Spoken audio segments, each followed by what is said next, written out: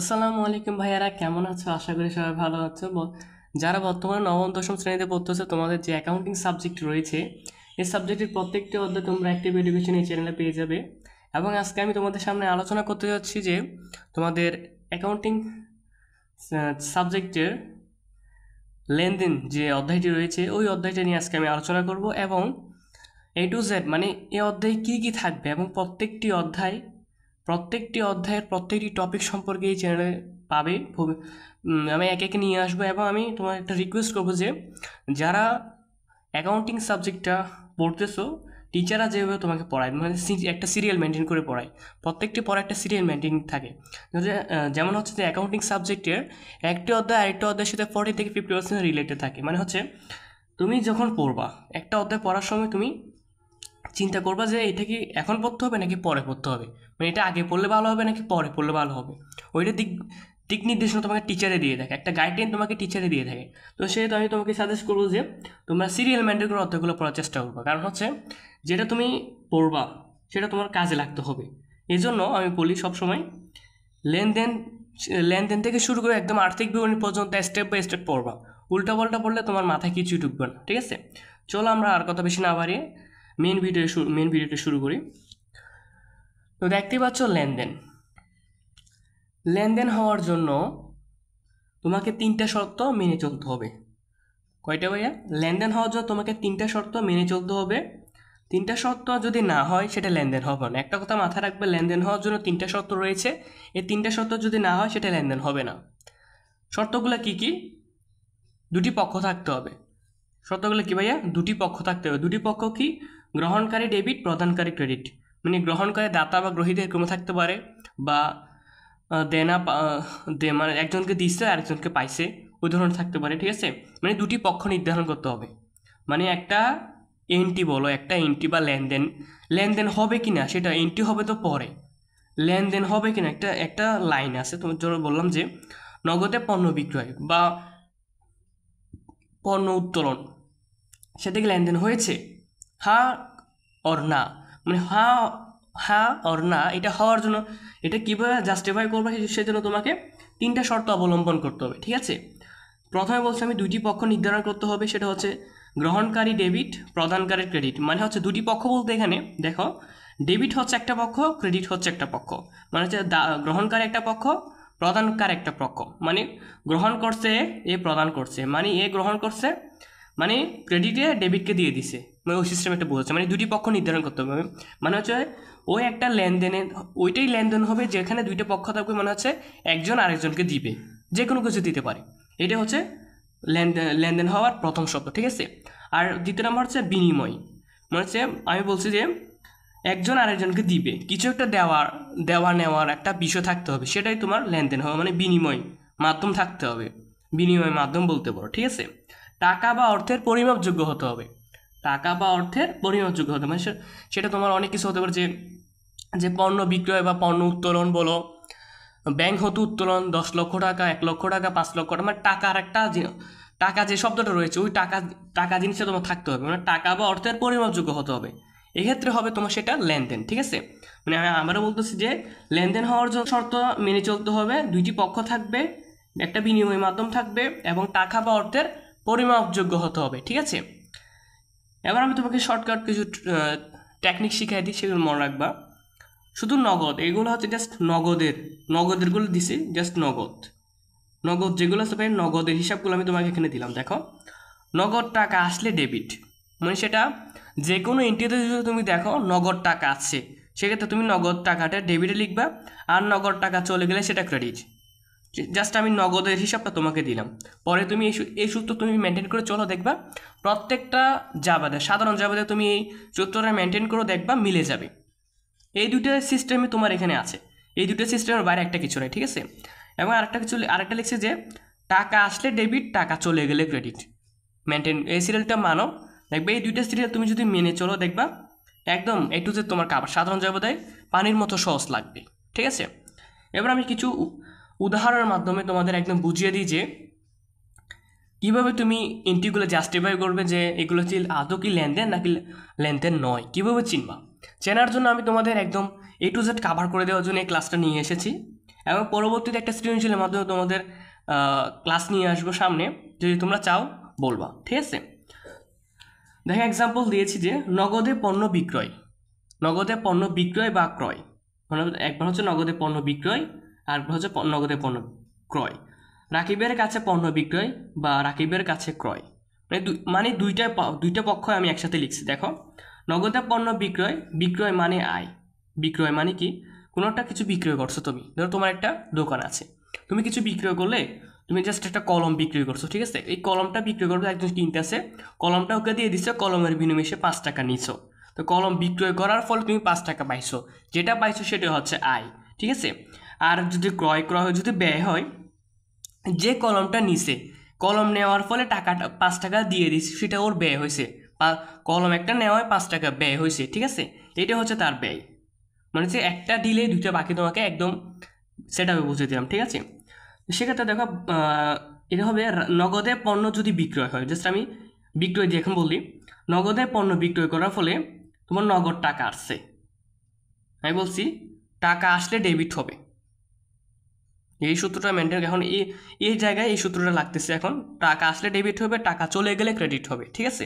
তো নগদে পণ্য বিক্রয় করার পরে তোমার টাকা আসছে, নগদান হিসাব ডেবিট, নগদ টাকা আসছে, নগদান হিসাব ডেবিট, কি চলে গেছে, ওই যে তুমি একটা 5 টাকার পণ্য বিক্রয় করে ফেলছো, 5 টাকার একটা কলম, কলমটা কি পণ্য বিক্রয় করে ফেলছো, যেহেতু এটা বিক্রয় লেখা আছে উল্লেখ, আর কিছু লেখার প্রয়োজন নাই, নগদান হিসাব ডেবিট, বিক্রয় হিসাব ক্রেডিট, ঠিক আছে। দেখো আমি সুন্দর করে লিখে রাখছি, নগদান হিসাব ডেবিট, বিক্রয় হিসাব ক্রেডিট, ঠিক আছে।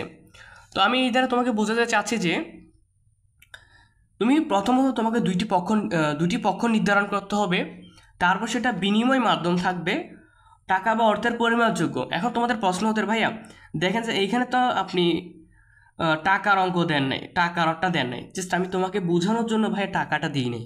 এখানে তোমার এরকম থাকতে পারে নগদে পণ্য বিক্রয় 10,000 টাকা, 5,000 টাকা, 2,000 টাকা, 10 লক্ষ টাকা, টাকার অঙ্কটা মাস্ট থাকবে, ঠিক আছে। কোনো এন্ট্রিতে টাকা থাকবে না, যদি না থাকে সেটা লেনদেনই হবে না, ঠিক আছে, এটা মাথায় রাখবে। কারণ হচ্ছে অ্যাকাউন্টিংয়ে টাকার হিসাব হয়, অনেকে বলে মস্করা করে বলে অ্যাকাউন্টিং মানে টাকার হিসাব, টাকার লেনদেন, তোমাকে টাকা গুনতেই হবে, টাকা ক্যালকুলেশন করতে না জানলে তুমি অ্যাকাউন্টিং সাবজেক্টে ক্যালকুলেশন করে পড়ে আর কোনো দরকার নেই, ঠিক আছে, অনেকে বলে আর কি। না তো নগদে পণ্য বিক্রি, সেটা হচ্ছে তোমার নগদান হিসাব ডেবিট, বিক্রয় হিসাব ক্রেডিট। কারণ হচ্ছে টাকা আসলে ডেবিট হবে, টাকা চলে গেলে ক্রেডিট হবে। কি চলে গেছে, পণ্য চলে গেছে মানে বিক্রয় করছো, ঠিক আছে, বিক্রয় করার পর টাকা আসছে মানে হচ্ছে নগদান হিসাব ডেবিট, বিক্রয় হিসাব ক্রেডিট, ঠিক আছে। তো আমি এখন প্রশ্ন হয় যদি এখানে বিক্রয়ের যে ক্রয় থাকে, মানে নগদে পণ্য বিক্রয়, নগদে পণ্য ক্রয় করার ফলে কি আছে তোমার, ভাই আমি যে তোমাকে বলছি একটা প্রতিষ্ঠান থেকে তুমি একটা কলম ক্রয় করছো, ঠিক আছে, একটা প্রতিষ্ঠান থেকে যখন তুমি একটা কলম ক্রয় করছো, তো কলমটা ক্রয় করার ফলে তোমার কি হয়েছে, তোমার টাকাটা চলে গেছে, ওই কলমটা আসছে, ঠিক আছে, কলম উল্লেখ নাই, সেক্ষেত্রে তোমার ক্রয় আছে, ঠিক আছে, কি আসছে, আসলে ডেবিট বলছি, কলম আসছে তোমার, তুমি 5 টাকা দিয়ে কলম ক্রয় করার ফলে তোমার কি আসছে, কলম আসছে, ভাইয়া কলম কি আসছে, কলম আসছে। আমি ডেবিটকে নির্ণয় করতে একদম সহজভাবে তোমাকে বোঝাচ্ছি যে কিভাবে হলো সেটা লেনদেন, ঠিক আছে। তো আমি 5 টাকা দিয়ে একটা কলম নিলাম একটা দোকান থেকে, তো ভাইয়া আমার থেকে 5 টাকাটা নিয়ে নিছে, একটা কলম, তার বিনিময়ে 5 টাকার বিনিময়ে একটা কলম দিছে, তো কলম সেটা ডেবিট, আমার কাছ থেকে 5 টাকা নিয়ে নিছে, সেটা আমার পকেট থেকে চলে গেছে, সেটা কি, নগদ টাকা চলে গেছে, ভাইয়া কি চলে গেছে, ভাইয়া নগদ টাকা, ঠিক আছে। আমি বলছি যে কিছু আসলে সেটা ডেবিট হবে, যেটা চলে যাবে সেটা ক্রেডিট হবে, ঠিক আছে। তো এখন দেখো কলম আসছে সেটা ডেবিট, নগদ টাকা চলে গেছে সেটা ক্রেডিট, তো আমার এখানে কলমও উল্লেখ নেই, নগদ টাকাও উল্লেখ নেই, তো তুমি কিভাবে লিখবা, নগদ টাকা তো উল্লেখ আছে, জাস্ট নগদ টাকা সেটা তো একটা সৌন্দর্য আছে না, তো তুমি কলম যেহেতু উল্লেখ নেই, কলমের জায়গায় ক্রয় আছে, তো তুমি এখানে লিখতে পারো না ক্রয় হিসাব ডেবিট, নগদের জায়গায় লিখতে পারো নগদান হিসাব ক্রেডিট, বা লিখতে পারো, তো এটা সৌন্দর্য আছে তো, ঠিক আছে। তো দেখো আমি সহজভাবে তোমাকে বুঝাই দিলাম, ক্রয় হিসাব ডেবিট, নগদান হিসাব ক্রেডিট, ঠিক আছে। এবার দেখো যখন তোমার নগদ উল্লেখ থাকবে না, তখন তুমি কি করবা? যখন তোমার নগদে টাকা নগদে বা নগদান বা নগদ এই শব্দটা থাকবে না, তখন তুমি কি করবা? অনেক একটা প্রশ্ন থেকে যাবে। হ্যাঁ, আপনি যে নগদটাই তো আমাকে ক্রয় এবং বিক্রয় দিয়ে বুঝালেন, জাস্ট একটা ইন্টি বা দুইটা ইন্টি দিয়ে বুঝালেন। এর পরিবর্তে যদি অন্য একটা থাকে তখন আমরা কি করব? হ্যাঁ, তোমাদের জন্য এরকম একটা প্রশ্ন থেকে যায়, তার জন্য আমি একদম এই কথাটা ভেবেই তোমাদের সামনে আরেকটা ইন্টি নিয়ে হাজির হয়েছে, একসাথে দুইটাই দিয়ে দিয়েছি। দেখো, রাকিবের কাছে পণ্য বিক্রয় বা ক্রয় একই এন্টি, জাস্ট নগদের জায়গায় আমি একজন ব্যক্তির নাম বসাই দিয়েছি। যখন ক্রয় বিক্রয়ের সময় যখন ব্যক্তি থাকবে, কথাটা মনোযোগ দিয়ে শুনবা, ক্রয় বিক্রয়ের সময় যখন ব্যক্তি থাকবে তখন তুমি এই বিক্রয়ের সময় আর ক্রয়ের সময় নগদের জায়গায়, কিসের জায়গায়? এই নগদের পরিবর্তে তুমি নগদান যখন লিখতা, ওই নগদের জায়গায় তুমি বিক্রয়ের সময় দেনাদার লিখবে। কি ভাইয়া? দেনাদার, সরি এটা দেনাদার, ঠিক আছে। আর ক্রয়ের সময় কি লিখবে ভাইয়া? পাওনাদার। মানে হচ্ছে রাকিবের কাছে পণ্য বিক্রয়, ঠিক আছে।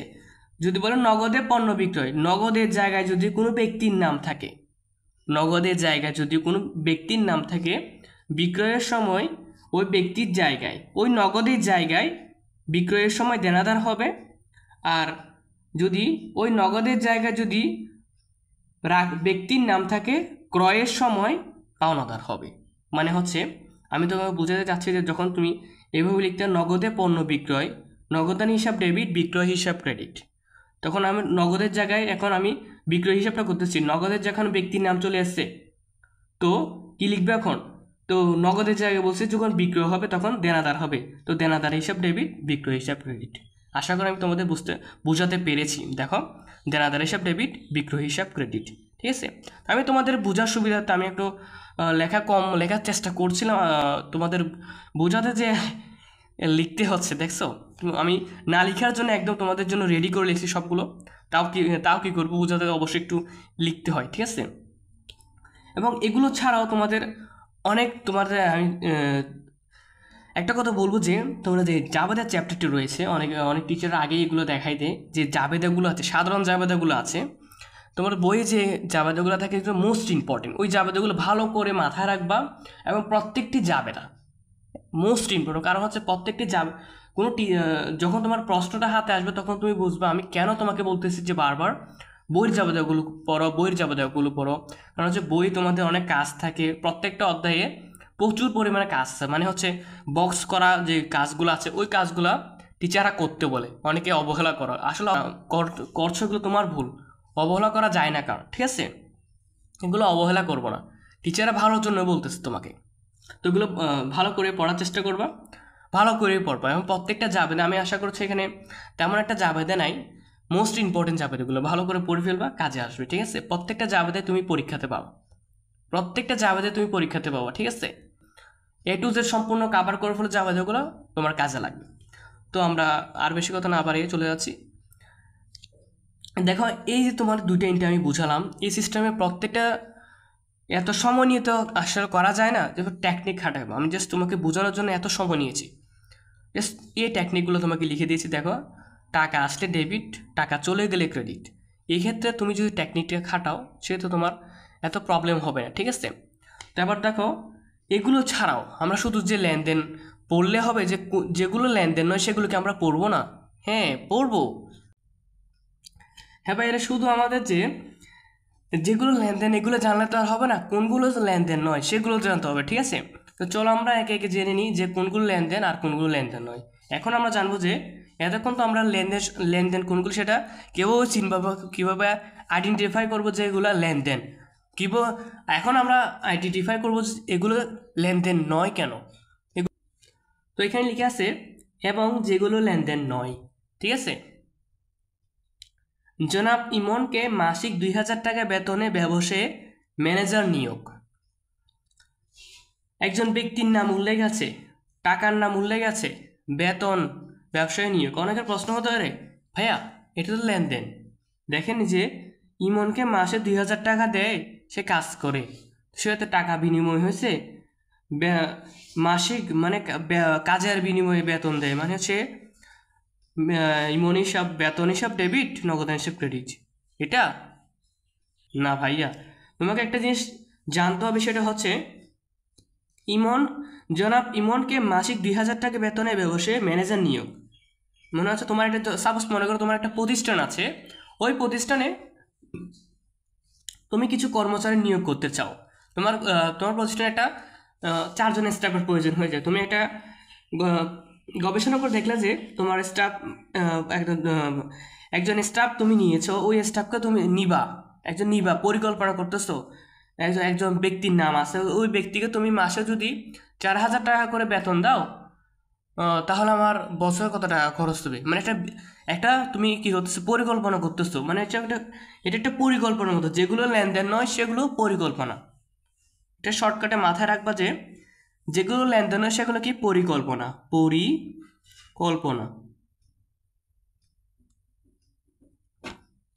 যেগুলো লেনদেন নয় সেগুলো পরিকল্পনা। আমি বলতে চাচ্ছি যে তোমাকে একদম সোজাভাবে বলতে চাচ্ছি, মানে জনাব ইমনকে মাসে 2,000 টাকা বেতনে ম্যানেজার নিয়োগ করবে।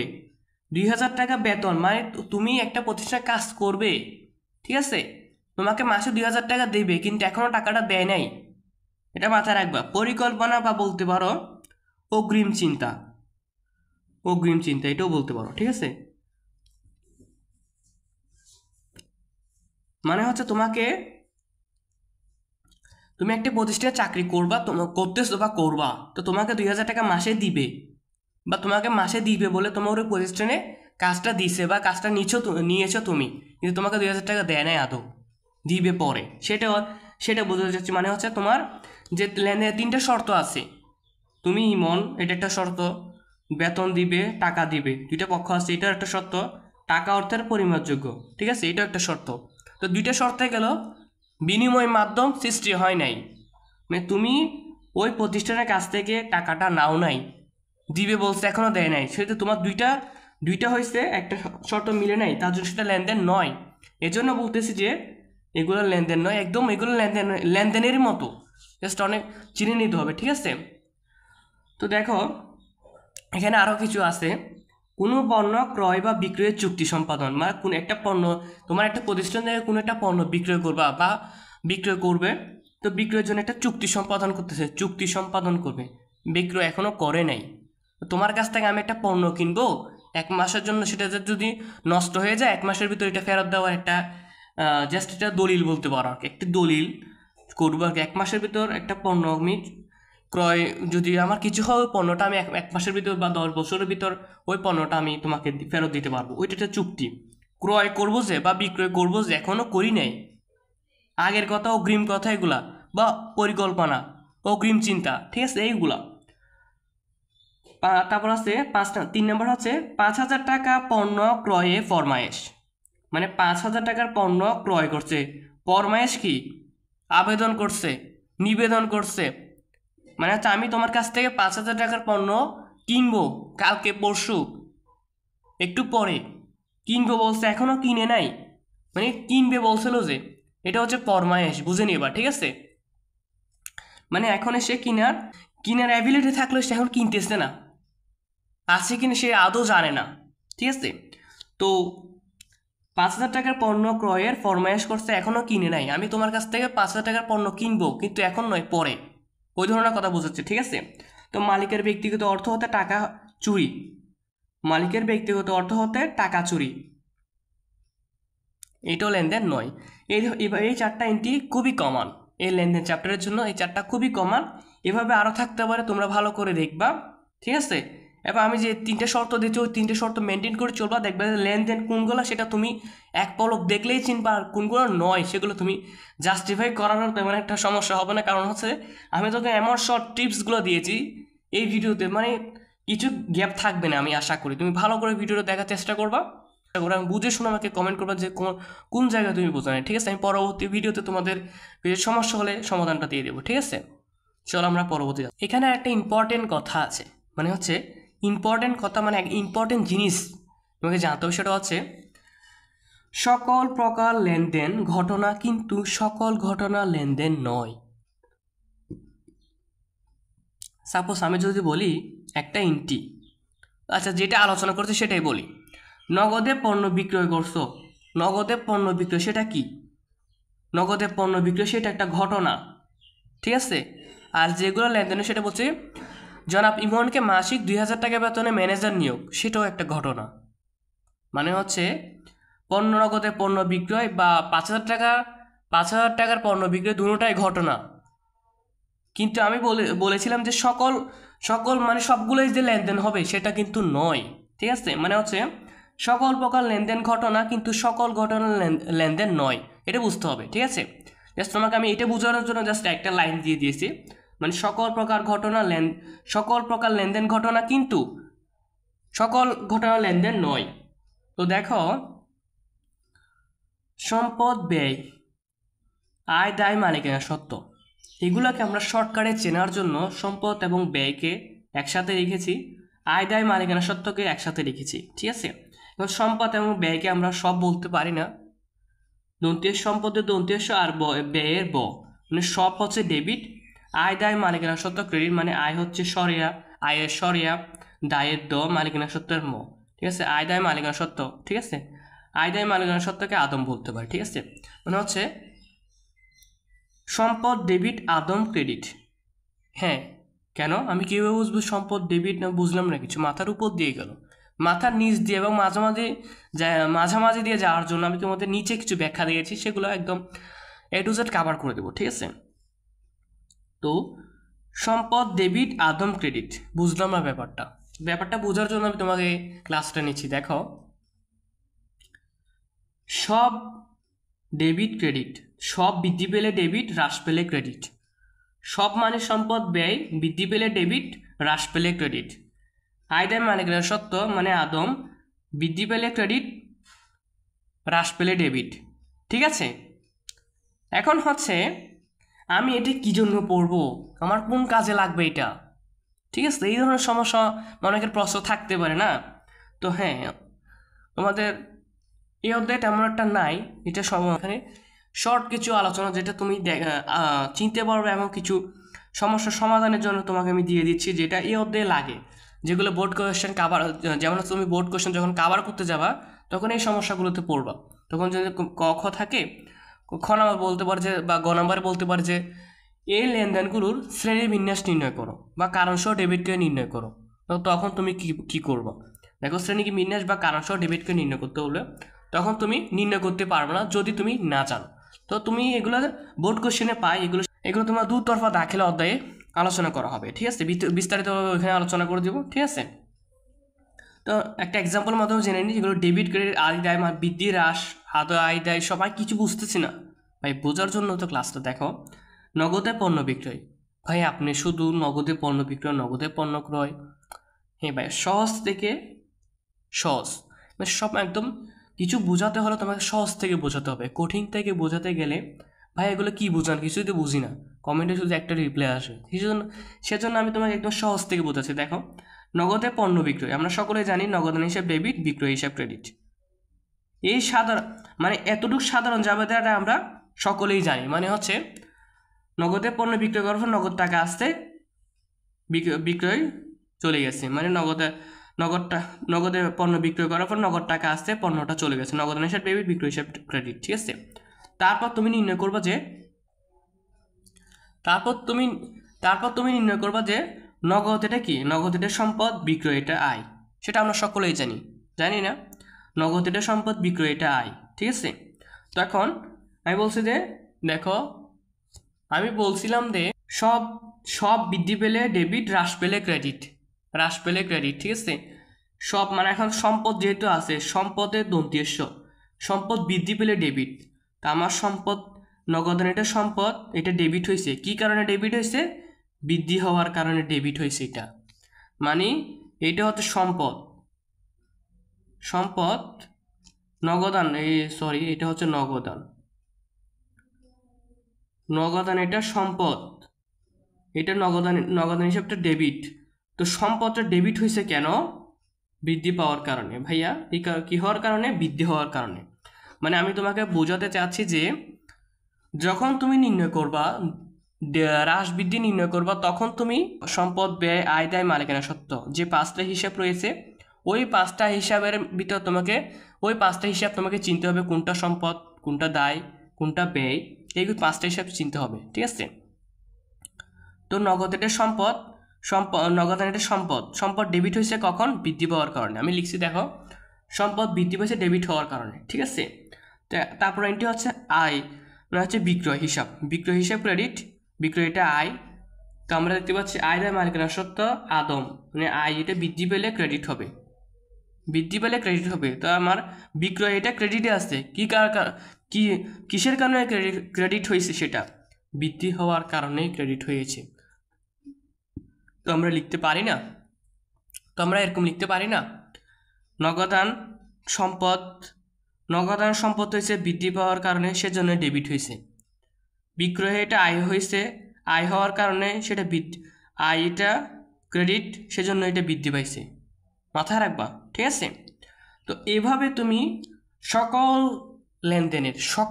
লেনদেনের এবং সকল সাধারণ জাবেদার শ্রেণীবিন্যাস নির্ণয় করতে বলবে। ঠিক আছে? এই সম্পর্কে আমি বিস্তারিত আলোচনা তোমাদের যে দুতরফা দাখিলা অধ্যায়টা রয়েছে এবং এই অধ্যায় এবং প্লাস যে হিসাব চ্যাপ্টারটা রয়েছে, এই চ্যাপ্টারে আমি ভালোভাবে আলোচনা করে দেব এবং প্র্যাকটিসে তোমাদের আমি আলোচনা করার চেষ্টা করব। এখন আমরা জেনে নিই যে এই অধ্যায়ে তুমি কি কি করতে হবে বা কি কি শিখতে হবে। ঠিক আছে? কি কি জেনে রাখলে আমি পরীক্ষাতে কোনো ধরনের হতাশ হতে হবে না, আবার চিন্তায় পড়তে হবে না। ঠিক আছে? A to Z কভার হয়ে যাবে কোন জিনিসগুলো পড়লে। চলো, তো দেখো এই অধ্যায়ে যা যা থাকবে বা সৃজনশীলে যেভাবে থাকবে। ঠিক আছে? নিট ক্রয়, নিট বিক্রয় নির্ণয়। নিট ক্রয় বলতে একটা পণ্য ক্রয় করতে তোমার যা খরচ হয়, ঠিক আছে, এটা হচ্ছে নিট ক্রয়। আর একটা পণ্য বিক্রয় করতে যেগুলো খরচ হয় সেগুলো হচ্ছে নিট বিক্রয়। ঠিক আছে? এবং হচ্ছে যেগুলো লেনদেন নয় এই এন্ট্রিগুলো শনাক্ত, মানে তোমাকে দেখালাম যে কোনগুলো লেনদেন নয়, এটা হচ্ছে মোস্ট ইম্পর্টেন্ট, এটা একটু বেশি থাকে এই প্রশ্নটা। ঠিক আছে? যেগুলো লেনদেন নয় সেগুলো এখানে, মানে যেগুলো লেনদেন নয় এরকম এন্ট্রিগুলো শনাক্তকরণ এবং প্রারম্ভিক মূলধন, মালিকানা সত্ত্ব নির্ণয়, চালান, ক্যাশ মেমো, এগুলো বেশি থাকে। ঠিক আছে? অনেক সমস্যা হতে প্রারম্ভিক মূলধন কীভাবে নির্ণয় করা হয়। প্রারম্ভিক হচ্ছে তোমার প্রারম্ভিক যে জাবেদা আছে। হ্যাঁ, আমি তো প্রারম্ভিক জাবেদা চিনি না। প্রারম্ভিক জাবেদা কোনটা? যেটা তোমার বছরের শুরুতে যে 1 নম্বরে যেটা থাকে সেটা হচ্ছে প্রারম্ভিক জাবেদা। অনেক সময় বলা থাকে না যে নগদ এত টাকা, আসবাবপত্র এত টাকা, ব্যাংক ঋণ এত টাকা নিয়ে ব্যবসা শুরু করা হলো বা ব্যবসা আরম্ভ করা হলো বা ব্যবসা বিনিয়োগ করা হলো, এগুলো হচ্ছে প্রারম্ভিক জাবেদা। ঠিক আছে? এগুলা যোগ করে যেটা আসে সেটা হচ্ছে প্রারম্ভিক মূলধনের পরিমাণ। ঠিক আছে? মালিকানা সত্ত্বের পরিমাণ, মালিকানা সত্ত্বে 3টা কলাম করতে হয়, তারিখ, বিবরণ, টাকা। এখন মালিকানা সত্ত্বে কি লিখবো? ওই প্রারম্ভিক মূলধন যেটা পাইছো সেটা এখানে লিখবা, তারপর যেগুলো আয় সেগুলো যোগ করবা, যেগুলো ব্যয় সেগুলো বিয়োগ করবা। ঠিক আছে? তারপরে ক্যালকুলেশনে যেটা আছে সেটা এই পাশে লিখে ক্লোজ করে দেবা, ক্লিয়ার। ঠিক আছে? তো এই ক্যাশ মেমো, চালান এবং ক্যাশ মেমো রয়েছে। এরপর রয়েছে একটা এই অধ্যায়ের মোস্ট ইম্পর্টেন্ট একটা জিনিস, সেটা হচ্ছে হিসাব সমীকরণ। অনেকে বলে হিসাব সমীকরণ প্রস্তুত করো বা লেনদেনের প্রভাব দেখাও, তারপর হচ্ছে A=L+C প্রমাণ করো। এই সিস্টেমে প্রশ্নগুলোতে বলা হয়ে থাকে। ঠিক আছে? তো এই হিসাব সমীকরণ নির্ণয় করার জন্য তোমাকে 2টা কলাম করা যায় আর কি। তারিখ, উদ্ধৃত, সম্পদ, দায়, মালিকানা সত্ত্ব, মন্তব্য।